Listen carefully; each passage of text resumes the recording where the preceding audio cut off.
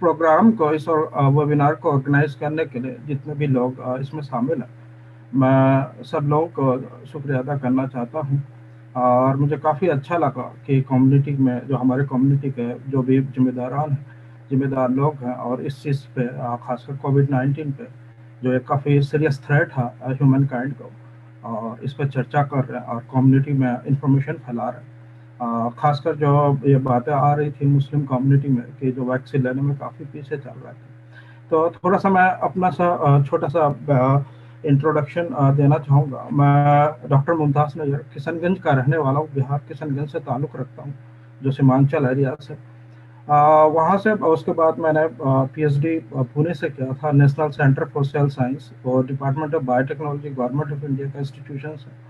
और वहाँ से मैंने इन्फेक्शस डिजीज़ पे, कालाजार पे पीएचडी किया था। उसके बाद 2012 में मैं इंग्लैंड आया, यहाँ पे यूनाइटेड किंगडम। पहले सिलेक्शन इंपीरियल कॉलेज लंदन में हुई थी पोस्ट डॉक्टरल साइंटिस्ट के तौर पे।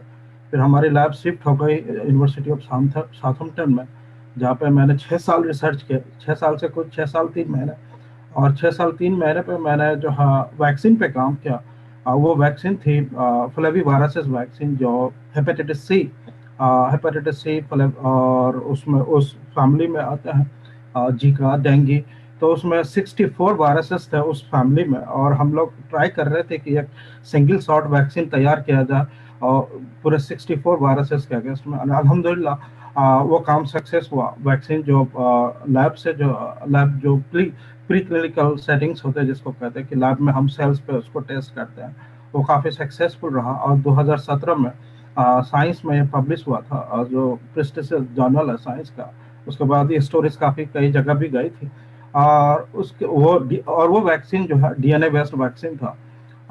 वो अभी उसका जो है अभी जानवरों पे, माइस पे वगैरह पे उसका ट्रायल चल रहा। इंशाल्लाह वो जो है बहुत जल्द वो वैक्सीन मार्केट में आएगा। और अभी उसके उस पेटेंट के वगैरह पे जो कंपनी भी लॉन्च हो गई है।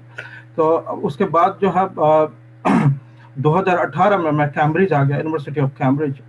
यहाँ पे वहाँ साउथहैम्पटन छोड़ के, क्योंकि फिर मुझे कुछ प्रमोशन मिला, तो मैं कैम्ब्रिज आ गया, यूनिवर्सिटी ऑफ कैम्ब्रिज में। 2018 से मैं यहाँ पर रिसर्च कर रहा हूँ। और अभी जो मेरा काम है वो SCMB पे है, ह्यूमन साइटोमेगालोवायरसेस पे। तो आ, वो सारी चीज़ों को, तो मैं एक चीज़ को एज ए साइंटिस्ट एक चीज़ कहना चाह रहा हूँ कि जो भी वैक्सीन होती है, वैक्सीन ऐसे मार्केट में नहीं आ जाती, या साइंटिस्ट ऐसे वैक्सीन को आने नहीं देते। तो जो भी र्यूमर्स होते हैं, वो जो है र्यूमर्स अभी जो फैलाया जा रहा है कि जो है कोरोना वायरस वैक्सीन ये है वो है, तो बहुत सारे लोग जो उसके एक पीछे एक सोची समझी साजिश होती है कि उसमें फर्स्ट जो साजिश होती है, जो वो होती है कमर्शियल वाला, क्या जो कॉम्पिटिटर्स होते हैं, वो नहीं चाहते हैं कि जो है उनके दवाई रुक जाए या वो ऐसे कुछ हो जाए। खासकर इंडिया में हमने देखा इस तरह से बहुत सारी चीज़ें होती हैं, तो वो लोग रिमर फैलाते। कुछ लोग अनजान में ऐसे ही जो है रिमर फैलाते, बहुत लोगों को जानकारी नहीं होती है। तो कोरोना वायरस 2019 में सबसे पहले वुहान में रिकग्नाइज किया, पाया गया कि ये वायरस कोई ये जैसे कॉमन कोल्ड होता है, जैसे हम लोगों को जुकाम सर्दी वगैरह होती है, निमोनिया होता है, तो ये उसी फैमिली का वायरस है और इससे रिलेटेड वायरस है। तो ये बहुत ज़्यादा सीवियर डिजीज कॉज नहीं करता, लेकिन इससे कुछ रिलेटेड वायरस, जो सार्स हमने पहले सुना था, सीवियर सार्स या फिर मिडिल ईस्ट रेस्पिरेटरी सिंड्रोम। तो वैक्सीन डेवलपमेंट में मिनिमम जो है 10 साल लग जाते थे पहले तैयार करने में। और उसके बाद जब इबोला आया, तो इबोला में जो स्पीडली वैक्सीन तैयार किया गया वो 5 साल लगे।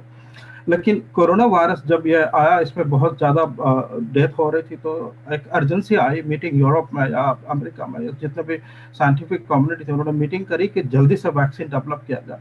तो उससे वैक्सीन डेवलप इसलिए जल्दी हो पाया क्योंकि हमारे पास उससे रिलेटेड वायरसेस से जो है स्टडी, उसके स्ट्रक्चर्स वगैरह हमको सबसे वो सारी चीज़ें जानकारी थी साइंटिफिक कम्युनिटी को या मेरे डॉक्टर्स को।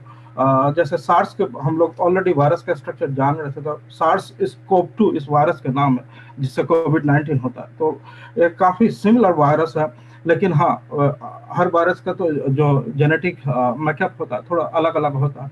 तो वो सारा जो बैकग्राउंड रिसर्च था, तो वैक्सीन डेवलप करने में हमें काफ़ी जो है आसानी हुआ और वो जल्दी जो है उस पे बहुत सारे ऐसे वैक्सीन, लोग समझते हैं कि वैक्सीन ऐसे आ जाते नहीं, उसके पीछे बहुत मेहनत लगती है, बहुत मशक्कत लगती है, सालों का रिसर्च होता है उसमें।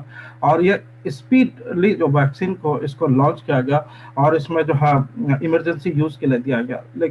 तो जब ये वैक्सीन दिसंबर, यूके पहला कंट्री था जिसने वैक्सीन अप्रूवल दिया दिसंबर में। जब ये वैक्सीन आया तो हमारे डिपार्टमेंट में साइंटिस्ट की मीटिंग बुलाई गई और उस पर हमने चर्चा किया कि ये वैक्सीन कैसे काम करे, क्या कर रहे। और एक हमारे लिए एक सेलिब्रेशन का टाइम भी था साइंटिफिक कम्युनिटी के लिए कि ये वैक्सीन आ गई। तो उस पे दो वैक्सीन पे हम लोगों ने काफ़ी चर्चा किया था, जो एस्ट्राजेनेका की वैक्सीन थी और फाइजर बायोएनटेक की वैक्सीन थी। तो हर वैक्सीन सेम नहीं होता, कोरोना की सारी वैक्सीन सेम नहीं है। कोई वैक्सीन जो है हर वैक्सीन का डेवलपमेंट का तरीका जो है अलग अलग होता है। हर कंपनी अलग अलग तरीके से करती है, साइंटिस्ट या लैब्स अलग अलग तरीके से जो है अलग अलग मेथोडोलॉजी से तैयार करते हैं। तो ये जो फाइजर की वैक्सीन थी वो आरएनए टेक्नोलॉजी, जो सबसे एडवांस टेक्नोलॉजी, अब तक आरएनए वैक्सीन नहीं थी, डीएनए वैक्सीन अवेलेबल थी इससे पहले। तो बायोनटेक जो कंपनी है, वो एक मुस्लिम साइंटिस्ट है, उगुर शाहीन उनका नाम है, वो तुर्की के रहने वाला है, लेकिन वो अभी जर्मनी में बेस्ड है, वो कैंसर के भी प्रोफेसर है।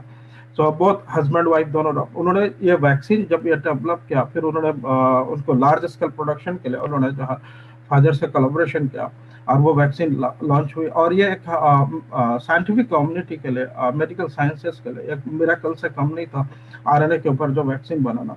और उसके बाद ये जो दूसरी वैक्सीन है फाइजर के अलावा, जो इसकी एस्ट्राजेनेका की वैक्सीन है, तो वो वेक्टर बेस्ड है, डीएनए बेस्ड वैक्सीन है। जो अभी इंडिया में कोवैक्सीन यूज कर रहा है, तो वो कोवैक्सीन जो है वो वायरस को इनएक्टिवेट करके बनाया गया। तो वैक्सीन क्या करती है कि आपको दिया जाता है, आपके बॉडी में वो जाते हैं, उसका एक प्रोटीन होता है जिसके अगेंस्ट में आपका बॉडी जो है, हमारा इम्यून सिस्टम होता है, वो एंटीबॉडीज तैयार करते हैं या सेल्स को रेडी करते हैं, जैसे टी सेल्स वगैरह उसको रेडी करते हैं।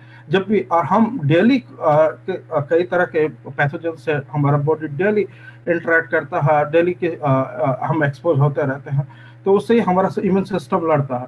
तो ये बात यह है कि हम जो है वेट करें कि हमको वायरस इन्फेक्ट करे, हम जो है फिर रिकवर हो जाए उसके बाद।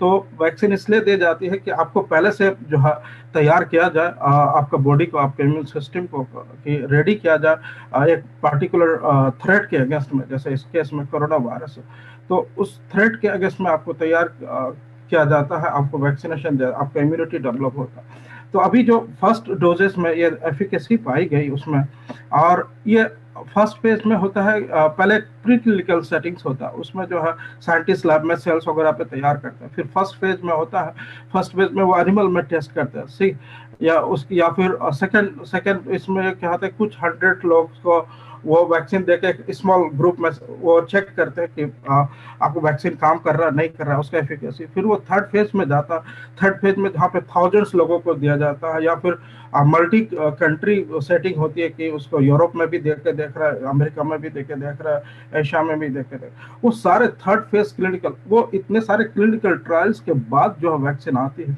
तो इसके, ये आसान काम नहीं, इट्स वेरी चैलेंजिंग। और इतना डेटा इकट्ठा करना और इतना डेटा मैनेज करना, सारे रिकॉर्ड्स रखने और सारे चीज़ को ईमानदारी से इवॉल्यूट करना, it is not easy job. और आप तक वैक्सीन आ रही है, आप भले उसका इंपॉर्टेंस ना समझे, लेकिन साइंटिफिक कम्युनिटी समझ रही है कि उसके पीछे जो है कितनी मेहनत है, और कितना मेहनत से, और उसमें कितने डॉलर्स, कितने millions of dollars, billions of dollars खर्च होते हैं, तभी जाकर वैक्सीन आ पाती है। वो पैसों से जो बहुत सारे गरीब बच्चों को जो है या फिर बहुत सारे बहुत जगह, बहुत सारे देशों की गरीबी मिटाई जा सकती थी, बट लेकिन क्योंकि इस तरह के जो बायोलॉजिकल चैलेंजेस है, थ्रेट्स है, तो इससे भी हमें लड़ना है, हमें जो है इंसानियत को बचाना है।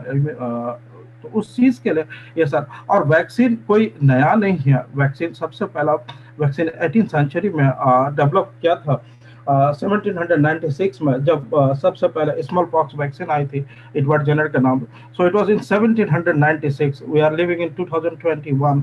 सो उसके बाद अभी जो यूके में है, यूके में एटलीस्ट जो वैक्सीनेशन, जो चाइल्ड इम्यूनाइजेशन प्रोग्राम है, उसमें एटलीस्ट 40 वैक्सीन जो है हर एक उस इम्यूनाइजेशन प्रोग्राम में बच्चों को दिए जाते हैं।